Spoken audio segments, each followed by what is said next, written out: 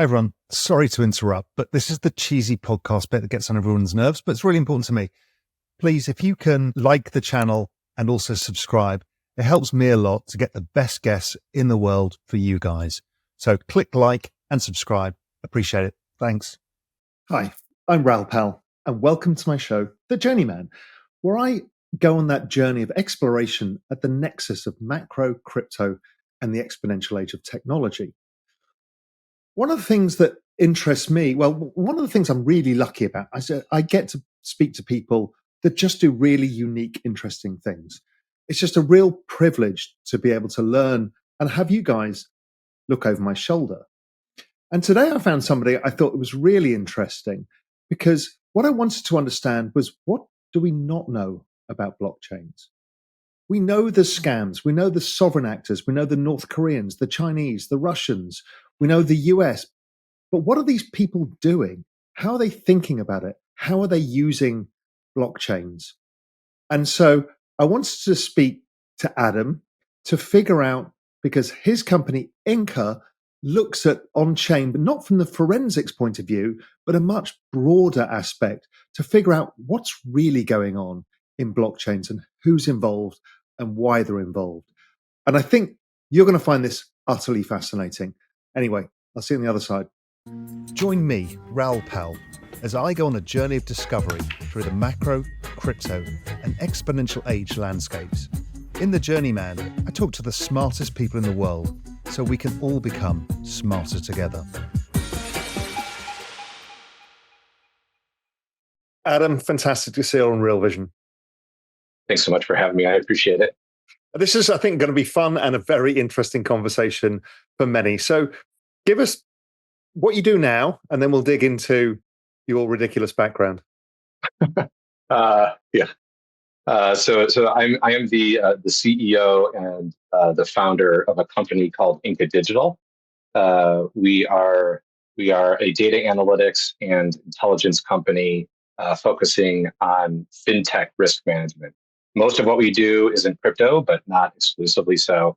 We're a B2B only company, so we provide risk intelligence to a really wide spectrum of Web3 companies, L1s, exchanges, stablecoins, decentralized exchanges, TradFi financial services that are getting into crypto in some way, and then also to the government. So we do work with quite a bit of work with the USG, Canadian regulators, and some in Europe too. So that's what we do now. We're not a forensics company, I should mention. So those companies are great, but we're more like more like Palantir for crypto, or your outsourced national security agency financial intelligence unit for crypto. And we've been at it since 2020, so still going strong. So I think everyone's going to be very interested in what you're up to. But let's get to how you got here. Give us your story. So I don't have the traditional financial background like most folks. So got my start in intelligence. I started out as an intern. Actually, I'll tell you a story. Started out as an intern at Interpol. Ultimately worked my way up, and I was doing open source intelligence work for them. But Raoul, how I got the internship is I lied on my resume and told them that I speak French, when in fact I speak no French. But surely the agency must know. Surely they do their due diligence. No. Surprise, surprise, they do not. So they interviewed me, and the interview was going great. And they're like, okay, now we're going to test your French. And they just start speaking in French. And then my only response was like, oui. And they're like, you don't speak any French, do you? And I said, I'm sorry, I don't speak any French, but I needed the interview, right? And they're like, well, we've already decided to hire you pre-interview, so just please never lie in your resume again. And that's how I got that job. And that was my introduction to Intel. So worked my way up at Interpol, and a team that I was working with at the time. What does Interpol do for people who don't know?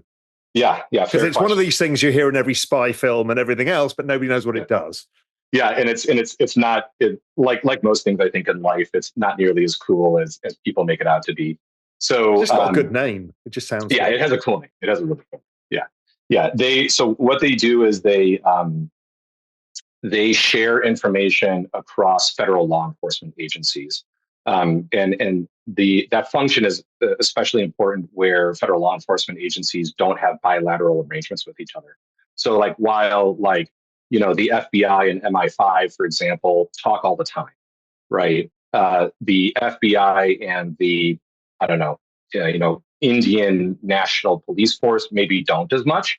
And so sometimes if the FBI is working on something that is transnational, right, it crosses a lot of different borders, different elements in different countries. Interpol can be the repository for that information, and then information can be shared across law enforcement agencies so that those agencies can cooperate. So think about the pipeline for fentanyl into the United States, right? It literally traverses the entire globe to get here, and Interpol is one of the places where that information is shared across those agencies. What I did ultimately there is I was taking all that information is from those law enforcement agencies themselves. And so what I was doing is I was grabbing open source data. So, bad guys talking about what they're doing back then, on the gray web or the dark web or, MySpace, stuff like that, grabbing that information, then adding it to the private side data streams. That's what I was doing there. And a little bit of that work is what we do now, right? We're an all source intelligence company. We take stuff from where partners allow it, take stuff from partners, but then work with government agencies. And then we're grabbing a lot of open source data, data on chain, data off chain, data from social media, and combining it all together. So that's where I got my start in Interpol, and then from there went to law school. And right after graduation from law school, joined the United States Air Force as a judge advocate. So I spent 2 years as a federal prosecutor in Washington, D.C. And then right after that, 2 years doing intelligence and operations, primarily in Afghanistan. So I was doing kind of the legal side of strike packages and intelligence ops in and around Kabul. And then left in 2018, and ultimately started Inca. Hi, Raoul here. Listen, I think we've got until 2030 before the economic singularity arrives. Now, it might not be the exact date, but it's around then. So we have about 6 years to figure out how to unfuck our future. I've put together a report to help you called Prepare for 2030. It's going to help you take the first steps in that journey to make sure you're secure past 2030. So just click on the link below and start your journey now. What was your idea in starting Inca? What were you bringing? What did you want to do? Because this, was this previous to crypto really in your mind? Actually, give us your crypto journey first as well. Yeah. And why did all these things come together? Because everyone's always got an interesting crypto journey. But the background of mine is interesting, but it's not really all that interesting. I was sitting in the back of a KC-130 in Helmand province, sweating my ass off for like 6 hours, waiting for the plane to take off in full gear. And my buddy had given me what was the book? It was Digital Gold. Digital Gold. Yeah, he'd give me Digital Gold to read, and that was my introduction into crypto. I just sat there and read it. I think I finished it all in one sitting, and it blew my mind. And I knew that I had to get into the space in some way. And then your follow-up question on like how and why this specifically.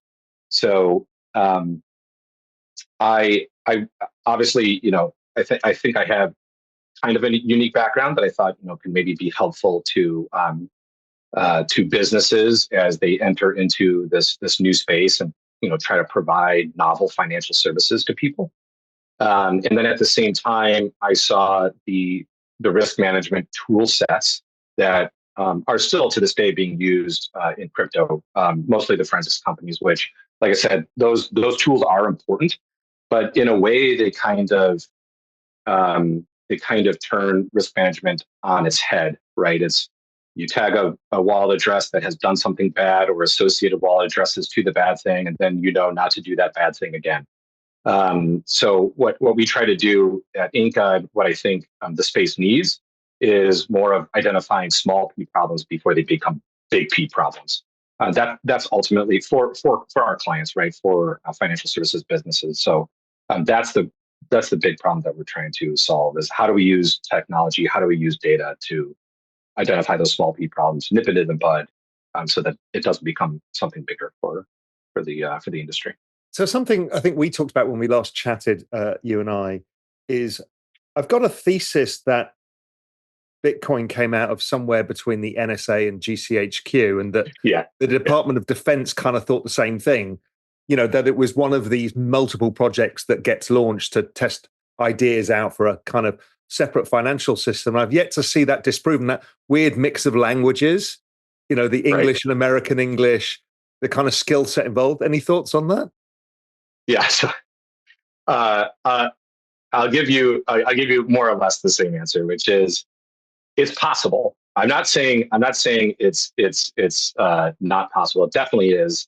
And by the way, IARPA and DARPA, for example, obviously they built the internet, the first versions of the internet. So it absolutely could be that. At the same time, though, I think you see this a lot in crypto, just because the U.S. government has such a huge impact on how crypto does. We're seeing this with the Trump administration now, right? Just the market that we're in, just because he was elected, right? The U.S. government as a whole has such a huge impact on the industry that there's a lot of discussion about the U.S. government and the industry and how those two things, the interplay between those two parties. And I see the industry ascribing a lot more coordination and a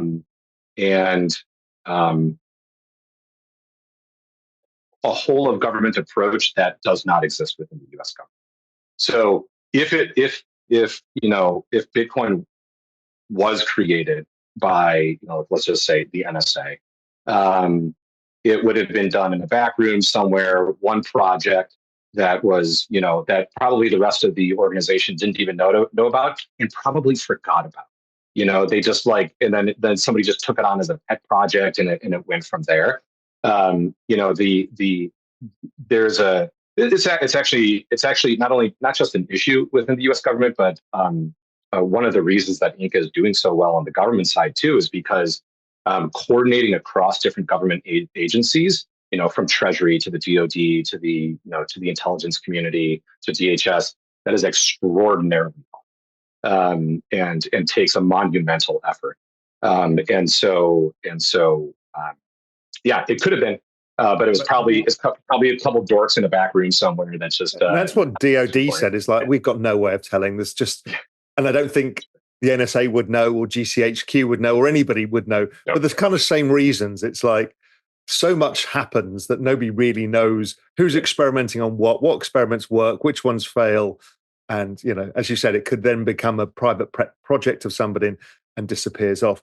Yeah. So let's talk a bit about, in the intelligence agencies, how do they think about crypto? Yeah. What is the big focus for them? Obviously, it's money laundering, it's state actors, and we'll come into that in a bit. But they had very good abilities with Silk Road, and they proved out how blockchain's actually pretty useful for them.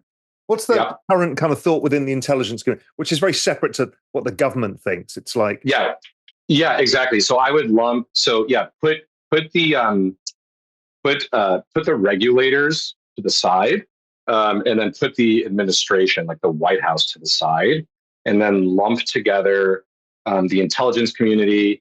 But I would make it even a little bit broader, just call it like the national security community. So that would include the Department of Defense.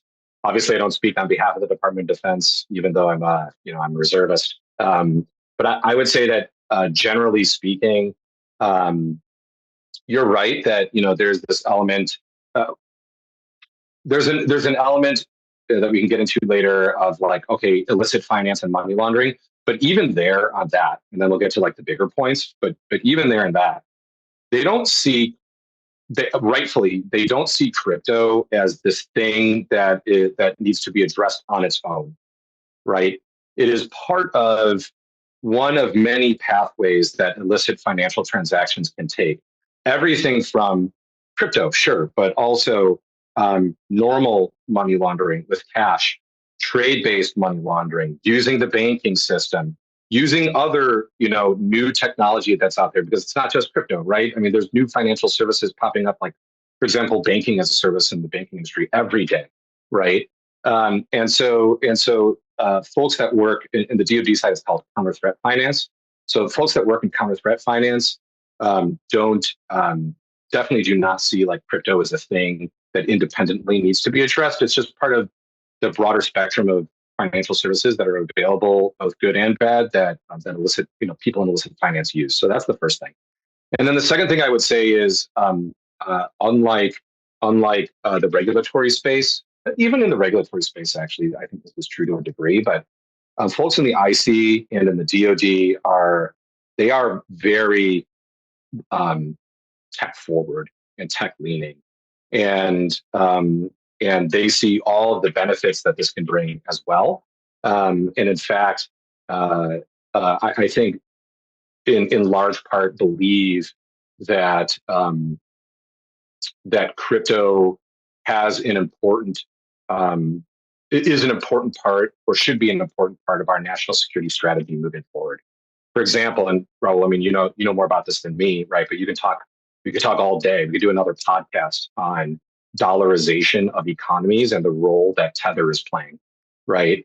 Doing that, right? That is super important, especially as we kind of enter this new era of like near peer competition. Do you think they want it, or is excess dollarization too big a problem, or are they just happy with, okay, as long as we've got control over it, we see what's going on, much like the euro-dollar market, we can't see everything, right, but we see a decent amount, and we're happy because they're using dollars. Yeah, I think that. Well, I don't know. I mean, I don't think that there's been. There's a current debate going on in this topic within those spaces in particular that I'm a part of. Because I'm actually pushing for it, right? Like I think generally speaking that that the national security community needs to be more hawkish in a way that brings crypto back on shore, that accepts crypto here in the U.S. That creates sandboxes where we need sandboxes, allows for stablecoins to flourish, things like that. Because I think it's sink or swim at this point. Like either these technologies are already out there, and right now they're using U.S. dollars. But what I mean, this, like Tether is what, the third, fourth largest buyer of treasuries, U.S. treasuries in the world, right? That's important, right? And and so I think the U.S. National security sector is acknowledging more and more every day that that we need economic geopolitical strategies that are focused on economics, not just bigger guns, bigger, faster planes, bigger aircraft carriers, bigger bombs. We need this too, because this is the game that a lot of our near-peer adversaries are playing, right?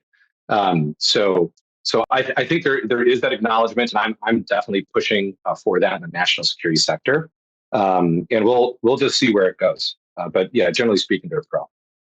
So the intelligence community are obviously using private sector people like yourself, but also do they have a kind of large-scale AI infrastructure to kind of monitor all of this in real time? Because it's a very complex web, particularly when you take in all the other payments and all the other aspects of finance. How do they monitor all of that stuff? No, it's a mishmash, right? It's there's not like it's just like we were talking about before, kind of like across agencies, it's tough to coordinate, even within teams, right? Even within divisions. If you just take the DoD, right? I mean, the DoD is really 4 different branches plus big DoD, and they all have their own budgets, and they're all buying different tools. And so, no, there's not one platform that monitors, the entirety of fintech, right? Or not even the entirety of crypto, right? There's a bunch of different players, and they are using the tools at their disposal or buying tools like ours, right, to monitor the aspects that are under their jurisdiction. But if you just look at and their jurisdiction can be different, right? You've got, even within just the Department of Defense, you've got subject matter jurisdiction, right? So they're looking at a particular issue, right? We are an office that is only looking at how fentanyl is shipped into the United States from the southern border, and that's like the only thing that they do, right? And so then they have a budget, or they use their parent organization's tools, or they have the budget and they buy the tools. So they come to Inca and say, here's the data set that we need, and then we'll provide them the data set, or we'll provide them an analyst or whatever. Or it could be a territorial jurisdiction, right? So you've got, for example, the different combatant commands monitor different parts of the world. So AFRICOM, for example, is for Africa, right? And Southcom is almost used the word control at that point, didn't you? I kind of, I yanked it. I meant control from the DoD standpoint, not externally, although maybe a little bit of that too. Oh, thanks for calling me out on that. Just watch these things. Now, what about, because there's a few contentious things that will come out of this. One is central bank digital currencies. Right, obviously Europe's pushing for this because they have a tighter requirement for control over money. Essentially, China has one, India's building one, but the US, this government's the new government is run on, we're not going to do that. But do you think that that's something that they want? And is it a domestic digital currency that they want to have total control over where money goes, or you think it's a red herring for the US because it's too big? I think it's a red herring for the US because it's too big. These debates are definitely happening, and ultimately, I think it depends on who you talk to, within any given organization. But and this is not, I hope this isn't I hope you don't feel that this is dodging the question, but I just feel like there are so many things that we need to do before we get to that point here in the United States. There's just a lot that we need to do first, right? We need to create a safe space for small businesses to operate in a way that is sustainable, where they're not going to fear being stamped out of existence, as they get started, right? That needs to happen first. And there are a lot of companies that are run by Americans that don't operate in the United States because of that, and they would love to move back onshore, stablecoins included, right? And so I think we just need to address that question first before we get to as a country, right? The big we, the capital W we, need to address that question first before we get to CBDCs. And then we can tackle that. My guess is they won't need it because of the control that they have over the financial system, unlike anybody else. It kind of is not necessary for the US. One of the things that I think people think of when they're hearing us talk is, yes, you've said that it's not very coordinated, so it's a bit all over the place and how people are looking at this. But people immediately think the rise of the surveillance state and thinking about how advanced China is of that. My view on that is we lost that privacy decades ago. They know everything that goes in your bank account. They know every mobile phone call you make. They know every website you visit. They can get all of your Google data. They can get all of your Facebook data. There has been no privacy anyway. And this is just all part of that. Yeah. I more or less agree with that. I more or less agree. I would say the the two caveats are, from a technological point of view, I agree. Are they monitoring what you're doing at any moment in time? No, because it's not, they actually have the opposite problem, right? They have like, let's just use the NSA as an example, not to pick on them, but like they have so much data that they almost don't. They have the problem of having too much. Now, if they needed to, like look up Adam Zarazinski and look into like, use my mobile, ad ID data to see what gym I go to, then, correlate that with my socials and my bank account. Yes. Like if they picked on me, they could do it. But are they monitoring everybody all the time? No, it's just too much stuff. And so actually one of the, even for elements of the US government, and so we've got, just as an example, we have APIs of data, right? We can build dashboards, we do data dumps, but a lot of our government clients consume intelligence reporting. So they ask for a thing, right? We can use the fentanyl example, or it could is market oriented, right? Hey, we just want to see what's happening with this particular stablecoin, where it's being traded, what the real versus fake trading volume is, what's the concentration risk, et cetera, like that kind of stuff. And that's something that you can really easily package up into an API for them to check whenever they want. They don't want. They want a regular reporting. They want you to make their life easier. Yeah, and just give it to the guy that makes the decision. And then if they want to check the data to make sure that we're doing an okay job, then they can check. How the hell is China doing it at such scale? Or are they not? Is that just kind of false reporting by sort of alarmist media? Yeah, it could very well be a bit of both. But one of the reasons why is the nature of the U.S. system, even in what you correctly described as like the surveillance state era, right, is still fairly decentralized in the United States, right? Like just between different federal government agencies, state versus federal is a continuing issue, and that's talked a lot about in the political realm, but also like just like where and how different agencies do work is a big continuing thing that is always like for big projects, right? Is always something that they need to tackle. And I would say in defense of like the DoD and the IC too, they take the authorities and their lack of authorities very seriously. So like if we provide data to the Department of Defense, under no circumstances whatsoever are we ever allowed to provide anything on U.S. personnel, right? On U.S. people. And if we do, there's like even one, U.S. person that is accidentally in there for some reason, we get booted. Like they take it pretty serious. So, there's that too. Yeah. Now, what is the role of other sovereign states in the crypto markets? Because, there's things like, because obviously this is of international relevancy. Yeah. So there's a few things I want to ask. One is, we kind of know Iran is mining Bitcoin as a method to get US dollars. Are we able to track that? Does everybody know this? And it's just part of the, fine, they need some dollars somewhere. How do we think about that one? We'll talk about China in a second as well. Yeah.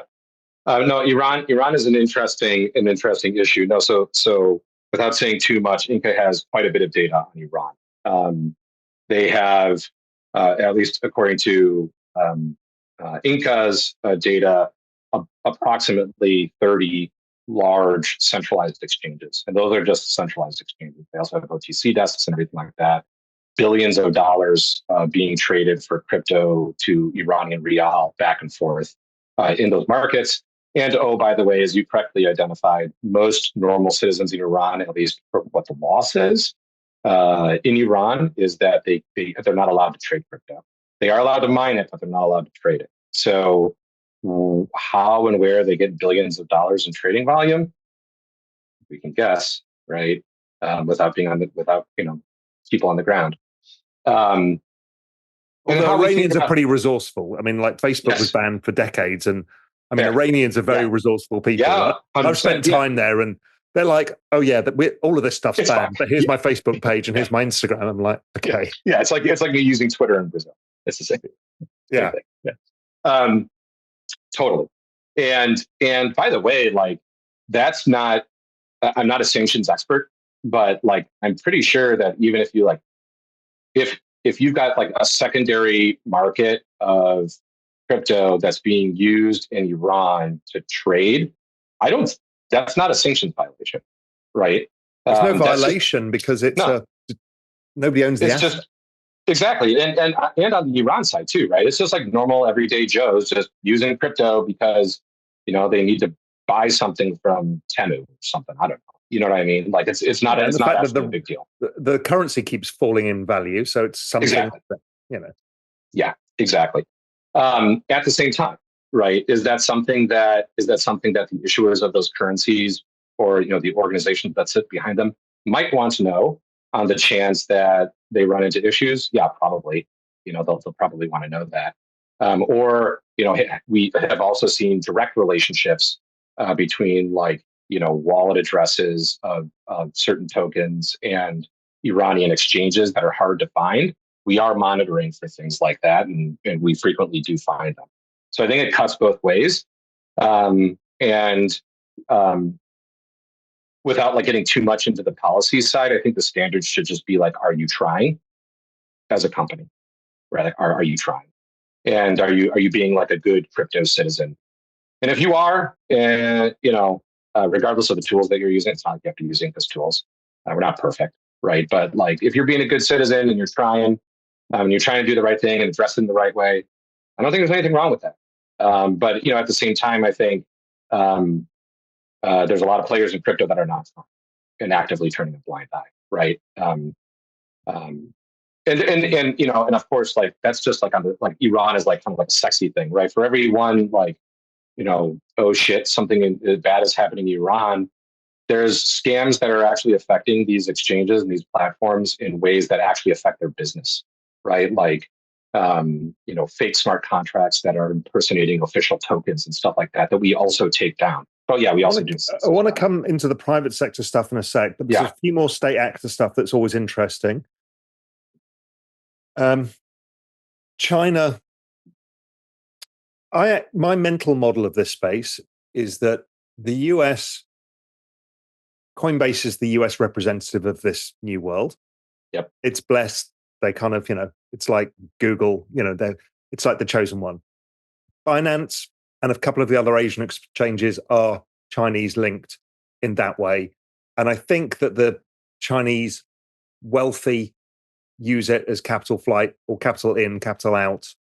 And it's kind of allowed and then it's not allowed, like China trying to pull back capital now. So I think there's probably quite a lot of selling coming out of China. How do you see the Chinese using this? Yeah. Well, we'll get into North Korea at the end because that's the big one. But I want to do China and Russia. No, I would say China. So China's a little bit more complicated, especially as it's related to the centralized exchanges. I'm not sure that the analogy. Actually, I think that the analogy is not, U.S. Coinbase, China Binance. I actually don't think that. I think that it's a lot. I think that Binance, it's a lot more nuanced on the ground. Now that doesn't mean that Chinese people, just like Americans, are not using Binance. They are, right, and legitimately so. But I think China's particular relationship with crypto is like ours. It's complicated, and so. But we will see what happens. I think that China plays. I think that there's a lot more bark than bite in what their official stated policy is for sure too. And I do also think that they're using Hong Kong as a testing ground for different businesses and just different business opportunities that will then at some point be onboarded into the mainland. But the exchanges themselves, though, Binance is a country unto itself, man. And with the amount of success that they have seen, and a decentralized country because it's everywhere and nowhere. Yeah. It's gigantic. Yep, exactly. So they really tried to clean up their act, I guess. That's what I was going to say. Yeah, you beat me to it. That's exactly what I was going to say. Yeah, I do see this kind of I see this kind of I know this is a little bit off topic, but I do see this widening gap between companies that are moving into the, hey, okay, we're no shit going to clean up our act now, and those that's what kind of what I was alluding to before, and those that are firmly in the we are not going to try screw off camp. And I think before there was a lot in the gray zone in the middle, and now it's starting to go like that. Like another one is OKX. Like like we talk with OKX. We don't have a contract with them, so I don't want to imply that, but we do talk with them on some issues, and we've gone back and forth. I think they're trying. You know, Binance has their own financial intelligence unit that's bigger than Inca's.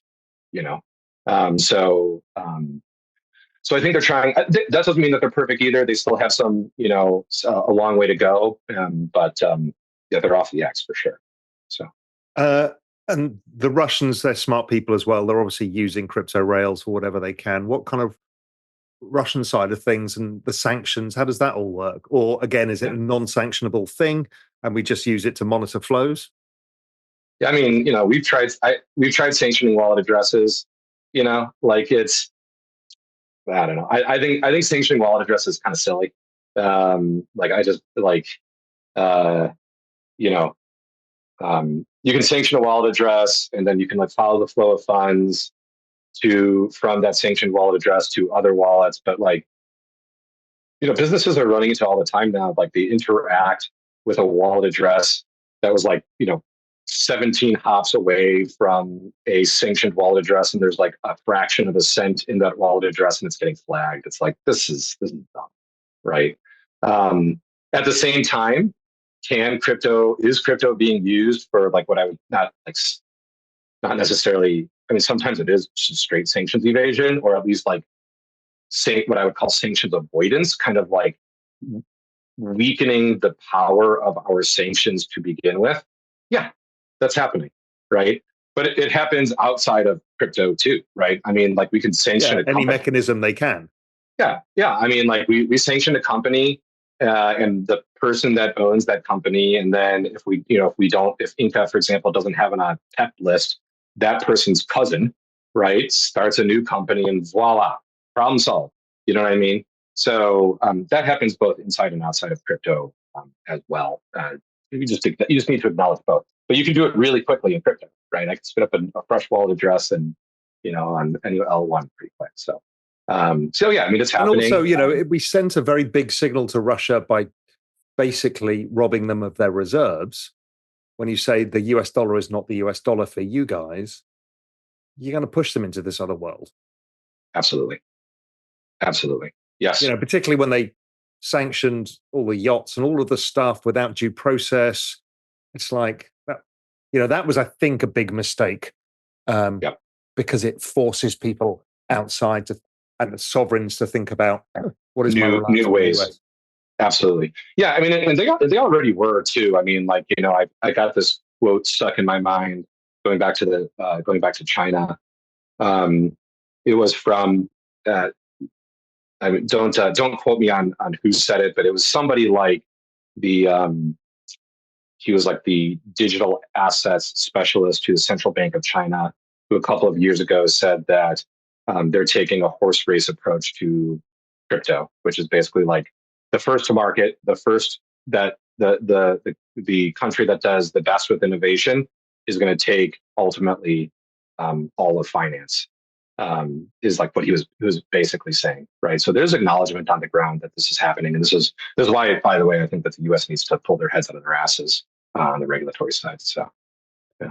So, in the private sector, the biggest problem of all is North Korea. How the hell do we stop all of their hackers? Because they're outside of the system. We force them outside of the system, and they've become a huge problem, not from just moving money around to get access to dollars, but because they're so incentivized to get dollars on the ground because nobody earns money, they're hacking everything. So I'm sure a lot of what you have to do is North Korean hackers. Yeah, we deal with them fairly regularly. Well, day to day, yes, we deal with them, and we work with our private sector clients, not only to like identify where, when, how that is happening, but then we also coordinate with law enforcement on their behalf. So if something bad happens, we can We can have our federal side pick up the phone and call somebody at DHS or FBI or wherever it is, and you can basically get immediate, big USG coordination on the bad thing that's happening. But can we Does do it anything help? about it? I mean, they just Yeah. take money, and there's fuck all we can do about it. Well, there are some things that you can do. Yeah. So if the money's gone, one thing that you can do is, if you move fast enough, you can freeze those assets as they're being transferred from place to place. If it's a place that has freezable assets, right? So if the assets are moved to a centralized exchange, we can get a court order that freezes the assets. Inca, I actually started up a law firm specific for this purpose. So we have like a little mini law firm arm now, where you don't actually need to coordinate with law enforcement. We can get what's called TRO, a temporary restraining order, in 24 hours with the right set of facts. So we can do it really fast. And typically, even North Korean hackers, they're not moving money because the volumes are so big, right? They're typically like moving it in chunks. So if they steal, it just depends on the amount of money stolen. But if they steal in like the low millions, typically what they're doing is they're moving those assets into an account that they have somewhere, and then from there, like collecting more stolen at like illicit assets until it's like a sufficient amount for them to move it, and then they move it. So we can freeze assets, and then the other thing that you can do that that happens a lot is they have like insider attacks where like somebody gets a job. I'm sure did you read about this? How like they like interview for jobs and get jobs in tech companies, right? So if you're worried that this is a problem for all of your watchers and listeners, all you need to do is one of your interview questions needs to like be like, okay, read this statement. The North Korean regime is full of idiots, and I expressly, espouse the downfall of the Kim Jong-un regime. And then if they're willing to say it on camera while they're being filmed, then they're not a North Korean spy. If they're not, and they hang up on you, you are probably about to get hacked. You can also have them like rip up a picture of the leader on screen and film it. So yeah. People hearing us talk will think, "Oh my God, there's so much illicit activity on chain," but it's a small fraction, and it's a small fraction of, I guess, what you do as well. So, what else are people in the private sector doing to kind of understand their business, use your skill sets in ways that's not just about hacking, but just about the understanding of what's going on? Because I don't want to lead people to believe this is a whole dark, murky world. It's a fraction of that. Yep, that's right. Yeah, it is. Like as I said, like the sexy stuff, like the Russia and Iran and all that kind of stuff is you're right. It's an important part of like if you're running a business, your risk mitigation strategy, because one slip up there can be your downfall. It's like you need to pay attention to it, right? But you're absolutely right. It's not a large percentage of what these businesses are having to deal with, nor is it, by the way, even a large percentage of what we do for our clients. You're right. We're doing a lot of other stuff, right? One of the things that I'm actually more worried about that I think is going to come down, and this is still in the world of illicit.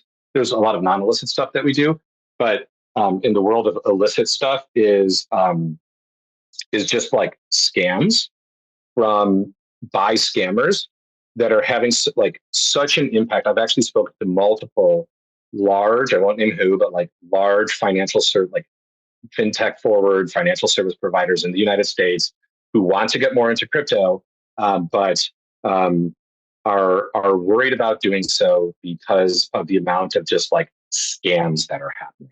Like and it can be anything. Like the one I mentioned was fake smart contracts impersonating real tokens, right? Or it could be like fake airdrops, or it could be like pig butchering scams where some unwitting person that has never invested in crypto before is told to send their life savings through a particular stable coin or through a particular financial service. Things like that is actually stopping more of the crypto industry from being adopted here in the United States. And so we work really hard to take those bad guys down, even more so than like the big like sexy stuff. because that is honestly stopping the industry from growing. How do we stop them? Because they pop up everywhere. Pump.fun just creates a million more scammers who just launch something, rug pull everybody. That's one method of a scam. The others are the fake websites and the click-through and the draining money from wallets and the NFT frauds. I mean, it's endless. It is endless. Yeah.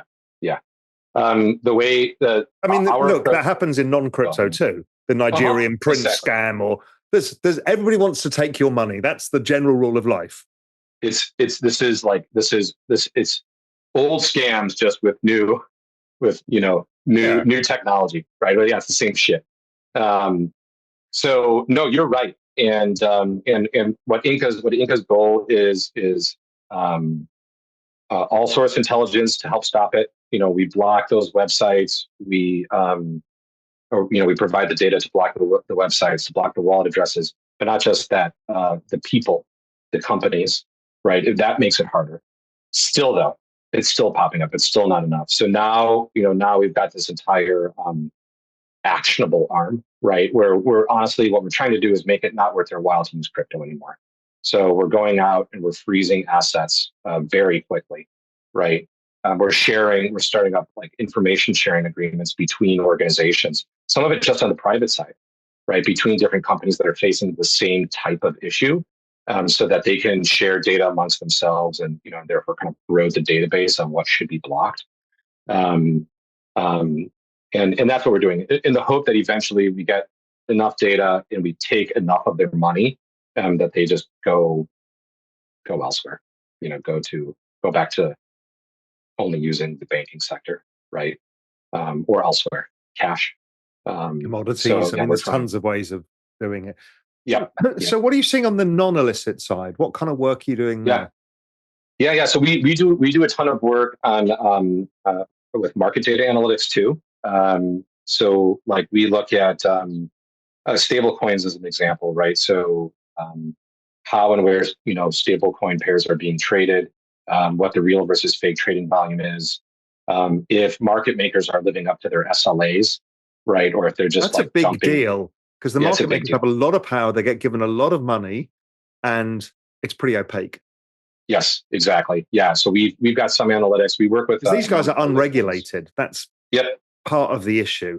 And it's hard analytics to see if they are actually doing their job well, or if they're just dumping, regularly dumping. I'll find it for you if you're interested, or if you're if the folks watching are interested. But there's this dude who went on like a YouTube rant, like spree, talking about how he creates fake market activity for some of the big market makers. So some Russian dude, he runs like an outfit in like Moscow or something, just doing this. Which that's a problem, right? That's a problem for our crypto clients, right? If that's actually happening. So we've got data analytics that does kind of like a deep dive into these markets to see where and how liquidity is being provided, saving everybody money, making sure that markets are efficient, right? It's not illicit, but it's an important aspect of what we do too. Yeah, because that behavior was banned in financial markets a long time ago via regulation. We've seen Jane Street step away from being not good actors and getting, the US government on them. But we've got a bunch of these big market makers who they're just private trading shops that can basically do anything they want. And if they don't, you have to sue them, and they have more money than everybody. That's right. Yeah, that's exactly right. Yeah.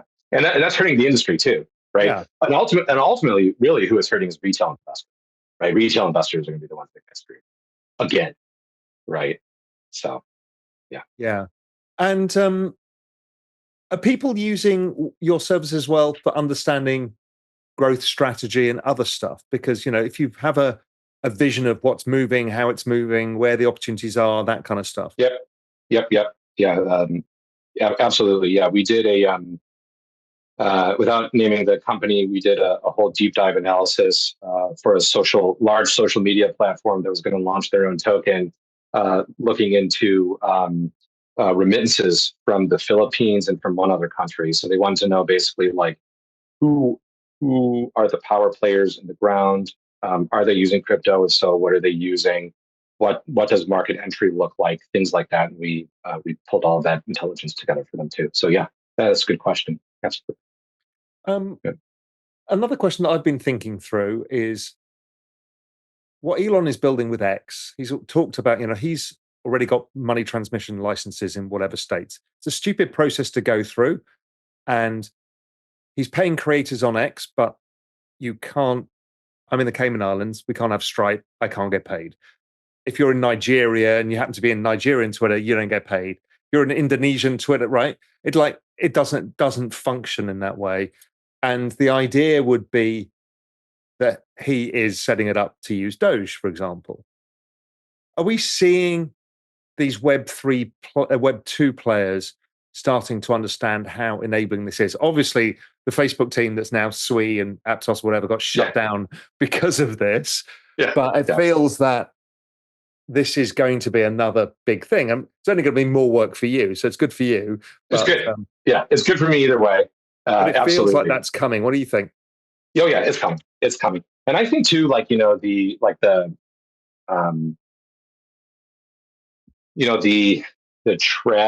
TradFi players already knew, and they know, right? Like they know that this is coming, and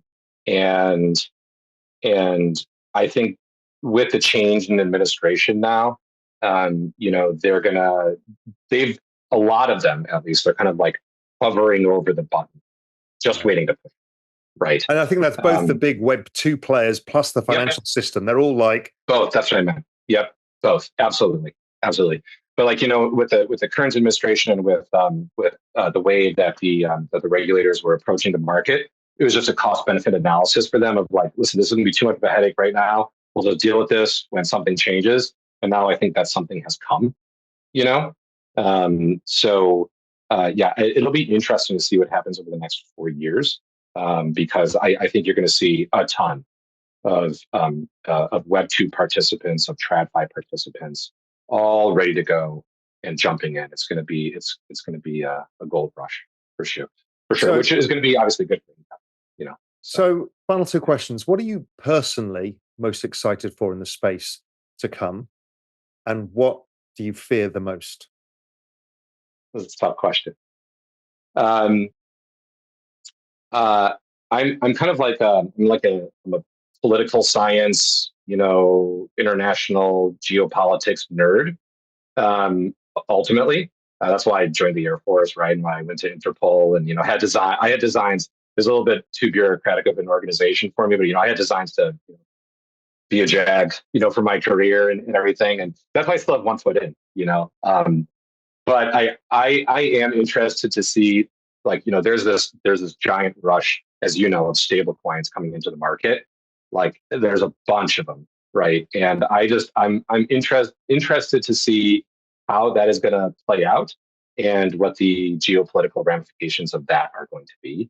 And then I'm throwing myself into that ring too. We're playing the game there. That's what's most exciting to me. Just like how all of that is going to play out. How about you? What's your answer to the first question? I'm just most excited about the fact that the growth of adoption of this technology is the fastest in all recorded history.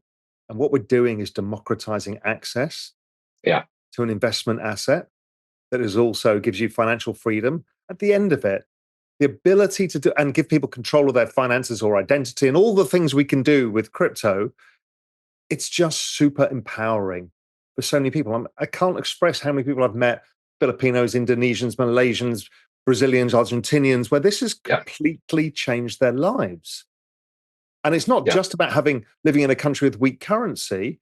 It's like scarce hard assets like gold or real estate are unaffordable to most people. And here you've got a global homogenous investment asset that's hard, that's fractionizable. So whatever your weekly wage is, you can invest 10%. Mm-hmm. And so you don't get left behind. If we think about how the rich-poor divide is so big now, this is, we know how broken the financial system is. At a very big level, that's what I get excited about. It's a complete reordering of the financial system and society somewhat in this. Mm-hmm. No, I could not agree more. That was a better answer than mine. You should have gone first. Well, the stablecoins is part of it because no, it is. Yeah. I mean, again, one of the funny things is I get my hair cut here in the Cayman Islands, a bunch of Filipinos, and they're crypto junkies because they love gambling. And I'm like, why are you guys so into crypto? They're like, simple. We send money home to our family in stablecoins. And I'm like, oh, they said, you got to understand, there is no access to US dollars for us. And now we've got instantaneous US dollars across borders, and we can save in dollars and buy international goods in dollars. He said, it's a game changer. Yep. I would say just to ride on your coattails on that answer, even just ease of payment. Okay. Take everything else out you said, just ease of payment, right? Even in the United States. I mean, so like we rely on credit cards, right? But there's a whole game, that happens with credit cards. There's not a good way for us just to like spend our cash without a corporate intermediary, even in the United States. And so like the US is now launching FedNow, which like I don't actually know where it is. But if you look at a country, you mentioned Brazil, for example. So Brazil has PIX. Okay. It's Brazil only, but they have a system where you can basically keep your money at the bank or with like their version of the Federal Reserve. And it's no cost, $0, no interest. You can just put your money in there and then you have a PIX and you can buy things and sell things and use PIX. So you can put money onto your PIX account and send money from your PIX account with no fees whatsoever. And for like you or me, not necessarily a big deal, but for a person that sells coconuts on the street, in where I go to, I visit Brazil a lot. That's huge, right? They're not having to handle cash. India rolled this out to 1.4 billion people, the United Payments System, which was United Payments Interface, which is unbelievable. Yep. No middlemen, instantaneous payments to small micro payments on a mobile phone. That's it. And it just, and then the government built an API and you can build fintech companies on top. It's just like, cool. Yeah, it's really cool. It's really cool. Exactly. Yep, and they're about to launch a CBDC because banknotes are still so prevalent. And the idea, and I've seen the working example, is you have the banknote on your phone and just flick it to the other person. That's awesome. Yep. Which is, again, people say, I like the concept. but how much cash do you actually use? Basically, I use cash. Valet parking is about the only time I ever use cash. Or maybe your haircuts. No, I don't. Even then, I just add a tip to the credit card. There we go. Yeah. And okay, the final question: what worries you the most in this whole space? Because you see a lot of bad things too. Yeah, honestly, like the things that we see a lot of bad, but I even the bad stuff that we see, I think like from a macro view, the micro view worries me, right? Like I see crypto being used for bad shit, and that upsets me. Same as the internet has been forever, right? Exactly. Everything else, cash too, right? But like from a macro view, that's where I was heading. It's like, any neutral technology is going to be used for both bad and good. And so long as the players in the space that are building are ultimately well-intentioned, even if they're not getting it right, I think it's okay. And I do see crypto heading in that direction. So from a macro viewpoint, actually, I'm not. There's not like any particular thing that I'm like, oh God, this thing that's coming. I'm like, I'm really stressing out about. I don't think that. I think that. I think over time, again, from a macro view, crypto is going to be adopted more and more. We're seeing a lot of players move into the good guy camp or trying to be good guy camp, and ultimately, the bad guys will just get snuffed out. via Inca and other players in the market. Maturity leads to that over time. Once it gets more mature, it becomes that way. Also, I mean, a super interesting conversation. I think we'll try and share some of the research reports that you guys write, because you write some stuff, and I think people will be interested in it because it'll just give them a different perspective and understanding. So I'd love to share those. But Adam, thank you ever so much for unveiling a little bit about what happens behind the scenes in the cryptocurrency markets, and what you guys, others are doing, how the governments all play out. It's been super interesting. No, thank you. Thank you so much for your time and for having me. I really appreciate it. Not at all. Take care. Bye. So I think you can see from this conversation that blockchains are much bigger than any of us really understand. They're being used by so many players in so many ways, and that we think of this surveillance state as where we are today and what's going on. But what we can see is the coordination and the data required and the data analytics required to do that. It's a long way away. But that on chain, we can see who's doing what. And behind that is the story of finance. It's the story of the wealth of nations. It's the story of all of us in our on-chain life. Anyway, I hope you found that fun and interesting. Hey, thanks for sticking around to the end. Look, if you enjoyed it, hit the subscribe button and check out the video here on the right-hand side. I'm sure you'll enjoy that one as well. And if you're ready for more, go to realvision.com/join. I'll see you there.